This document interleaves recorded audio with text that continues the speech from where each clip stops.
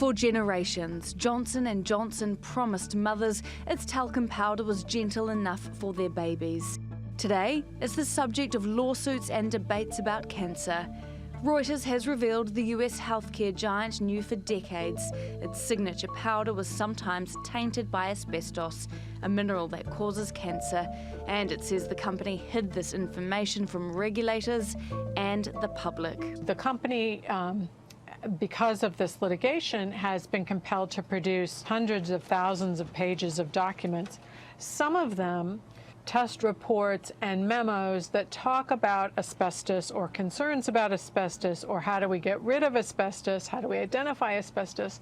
These documents span from 1957 through 2013. The report shows tests by 3 labs in the 1970s had found asbestos in its talc. But Johnson & Johnson assured US authorities there was no asbestos in its talc at that time. According to the documents, the company also tried to block regulations that lowered the maximum level of asbestos allowed in talc-based products. Johnson & Johnson called the allegations absurd.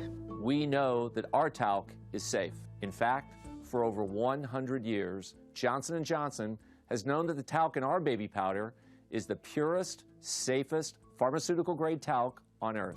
The global talc market is expected to expand to $3.4 billion by 2022. 30% of the world's talc comes from China, followed by Brazil and India. Talc is the softest mineral on Earth and can contain asbestos. Johnson & Johnson argues its products are not carcinogenic, but it's been battling more than 10,000 legal cases claiming its baby powder causes cancer. And in July, a court ruled in favour of 22 women who said they developed ovarian cancer by using Johnson & Johnson products. The court ordered the company to pay $4.7 billion in damages. While markets shrugged off that decision, the pharma and cosmetics giant saw its shares plunge following the Reuters report. They fell 10% on Friday and another 4% on Monday, wiping more than $50 billion off the company's $400 billion market capitalization. Some analysts say the markets have overreacted and Johnson & Johnson could easily make up any loss in sales. But lawsuits and the damage to its reputation won't dissipate that fast. Caitlin McGee, TRT World. Well, let's get more on this now from TRT World's editor-at-large, Craig Peters, who joins us now from Paris. Hi, Craig. So another huge scandal for Johnson & Johnson. As we heard, it's already wiped up billions of dollars off the company's market cap, let alone its reputation. The CEO has come out swinging, denying it, but the Reuters report has since been backed by a New York Times investigation of a similar nature. Who do we believe here? Well, I think we have to start here by making a correction. Talc does not cause cancer. Talc is mined in certain areas of the world which have veins of asbestos form in it, and it becomes mixed with the powder. And that is why these people have been getting cancer, according to the court. Now, who are you going to believe? Well, it's a real tough question. And it's kind of funny that something as mundane as talcum powder, which is used in baby powder, cosmetics, food, and chewing gum, would cause such a kerfuffle. Johnson & Johnson's talc in its baby powder primarily comes from a mine in France that's run by a French company called Emery. Now, Emery says that as of today, I spoke with some of their people, that their production does not contain asbestos, at least as defined by European Union standards.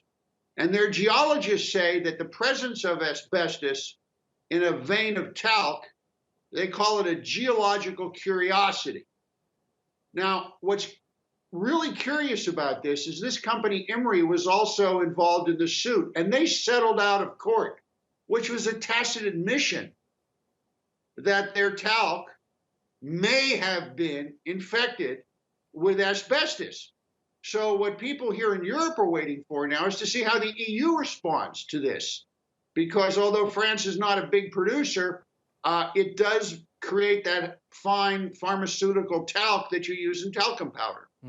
Now, if these reports are true, it kind of reminds me of the tobacco industry. We now know that for years, Big Tobacco hid evidence and knowledge that it knew its products caused cancer.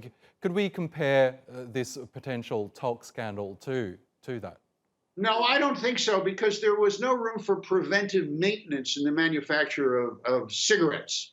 This is a story about preventive maintenance.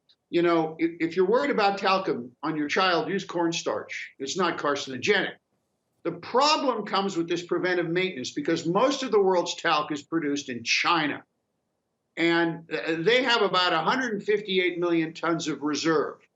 And in looking at all the documentation and talking to various scientists today, there is no preventive maintenance in China that we really know of to ensure that the talc they produce for pharmaceutical and consumption products undergoes a rigorous health check to see if it contains asbestos, primarily because 70% of the producers of talc, once it gets out of the mine, are very small little companies. Now, according to the Chinese law, and looked into this today, they hold requirements for hygienic indexes and presence of heavy metals, yes, but not in all types of talc. And perhaps even more important, the talc that comes out of China, it only has to be 50% talc for the Chinese government to say it's talc. Interesting. The other 50% can contain anything. Okay, Craig Copetas, we will have to leave it there, but as you say, let's see how countries and the authorities react to this. Craig in Paris, thanks as always.